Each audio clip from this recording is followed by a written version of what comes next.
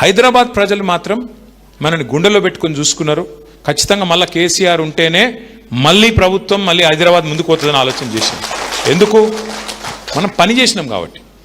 ఎక్కడ కూడా మనం పిచ్చి పనులు చేయలేదు, పని చేసినాం. మనము ఇండ్లు కట్టినాం, ఈయన లెక్క ఇండ్లు గులగొట్టే పని చేయలే. ఈయనేం చేస్తున్నాడు? శనివారం వచ్చిందంటే చాలు హైడ్రా పేరు మీద హైడ్రామా అని ఏడబడతాడు, ఇల్లు గులగొడతాడు. అరే గరీబోళ్ళు తెలిసో తెలియకనో కట్టుకున్నారు. కేసీఆర్ గారు రాష్ట్ర వ్యాప్తంగా జీవో నంబర్ 58 కింద 59 కింద ఎక్కడన్నా గరీబోళ్ళు గవర్నమెంట్ జాగాలు ఇల్లు కట్టుకుంటే 2,50,000 మందికి పట్టాలు ఇచ్చిన నాయకుడు కేసీఆర్ గారు. గవర్నమెంట్ అంటే ఏంటిది? గవర్నమెంట్ జాగా అంటే ఏంటి? ప్రజలదే కదా. మరి గరీబోనికి ఇల్లు ఇవ్వకపోతే నువ్వెందుకు గవర్నమెంట్? మరి ఆయన కట్టుకున్నాడు, కట్టుకుంటే నీకేం పోయింది? నీళ్ళ సౌలతి, కరెంట్ సౌలతి, రోడ్లేయు, మోరీలు కట్టు, ఆ జాగా రెగ్యులరైజ్ చేయి. అట్లా మనం 2,50,000 మందికి పట్టాలు ఇచ్చినాం. గిరిజనులు కొన్ని చోట్ల మరి జంగల్ కొంత సాఫ్ చేసి పోడు చేసి భూమిని వ్యవసాయం చేస్తుంటే 4.5 లక్షల మందికి 4.5 లక్షల ఎకరాలకు పోడు పట్టాలు ఇచ్చిన నాయకుడు కేసీఆర్ గారు. అంటే ప్రజలు చూస్తున్నారు ఫరక్ ఏంది. గరీబోళ్ళను కడుపులో పెట్టుకొని కేసీఆర్ గారు చూసుకుంటే ఈయనేం చేస్తున్నాడు? ఈయన గురించి ఎంత తక్కువ మాట్లాడితే అంత మంచిది. కానీ ఒకటి మాత్రం పక్కా, ఇవాళ ఒక హైదరాబాద్లో కాదు, రాష్ట్రం మొత్తం ప్రజలు ఎదురు చూస్తున్నారు. ఎప్పుడు ఎలక్షన్ వస్తుందా, ఎప్పుడు కాంగ్రెస్ పోతుందా, మళ్ళా కేసీఆర్ వస్తాడా? ఇలా స్లోగన్ ఒకటే రాష్ట్రం అంతటా, కాంగ్రెస్ పోవాలి, కేసీఆర్ రావాలి, కేసీఆర్ రావాలి. ఇది మొత్తం రాష్ట్రంలో ఏడవై. రైతును అడుగు, తప్పు చేసినాం సారు ఏం చేయాలి, అప్పుడేదో అయ్యింది అట్లా అని బాధపడుతున్నారు. ఇక హైదరాబాద్లో అయితే ఏం మారలే, జోర్దార్ ఉన్నది పరిస్థితి. కార్పొరేషన్ ఎలక్షన్ ఎప్పుడు పెట్టినా ముమ్మాటికి మళ్ళీ గెలిచే పార్టీ ఖచ్చితంగా బీఆర్ఎస్ అని అనుమానం అవుతుంది. కానీ ఇంట్లో కూర్చుంటే గెలవం. ఇంకా అట్లా అని చెప్పి మళ్ళీ ఉపన్యాసాలు ఇస్తాం, నేను రోడ్ షోలకు వస్తా, సీనన్న తిరుగుతాడు, అట్లా కాదు.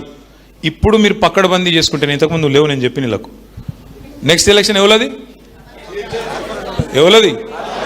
కార్పొరేటర్ లేదేనా? శ్రీనివాస్ యాదవ్ గారి ఎలక్షన్ ఎప్పుడుంది? సో ఎవరికి ఉండాలి కడుపు నొప్పి ఎక్కువ? మీకే ఉండాలి. ఇంకోటి నేను సీనన్న ముంగడి చెప్తున్నా, ఏమని అనుకోని, హైదరాబాద్లో, వరంగల్లో, ఖమ్మంలో ఎలక్షన్ ఏది ఉన్నది, ఎక్కడ కూడా ఎవరికి మాట ఇవ్వలే. ఎవరు ఎక్కువ ఉరుకుతే, ఎవరికి ఎక్కువ సర్వేలు వస్తే వాళ్ళకి టికెట్లు ఇస్తాం. అది కూడా చెప్తున్నా కుల్లా, ఏమని అనుకోరు. ఇక ఉరుకులాడు, నాకు టికెట్ కావాలి, ఉరుకులాడు, తిరుగు, ఎక్కువ చెయ్యి, పని చెయ్యి, ఏమనుకోకరు. మా వేదిక మీద కూర్చున్న కార్పొరేటర్లు అందిట్టుకోకరు, మీరు వాళ్ళకంటే కూరుకోరు, నేను వద్దంటలేను. వింటున్నావా రూపమ్మ? గట్టిగా తిరుగు. నేనేమంటున్నా అంటే, అంతేనా సినన్నా? Open competition, open competition, okay పక్కానా వద్దా? ఓపెన్ కాంపిటీషన్ ఓకేనా? ఉరుకులాడాలి. ఎవరికి టికెట్లు కావాలనుకుంటారో, ఎవరు గెలవాలనుకుంటారో, ఎవరు గల్లీలు ఎక్కువ తిరుగుతారో, ఎవరు బస్తీలు ఎక్కువ తిరుగుతారో. ఉన్నాయి సమస్యలు లేవా?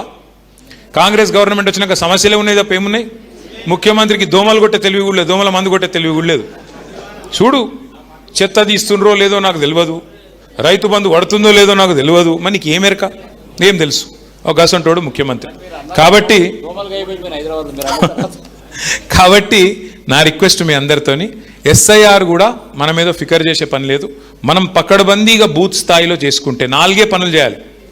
ఎక్కువ తక్కువ కన్ఫ్యూజ్ కావద్దు. 1000 ఓట్లు, 350 ఇండ్లు మీకున్నాయి. ఆ 350 ఇండ్లలో ఎవరు ఉన్నారు ఏం లేదు ఫస్ట్ మ్యాపింగ్ చేసుకోవాలి. ఈ నెలంతా ఆ పని చేయాలి.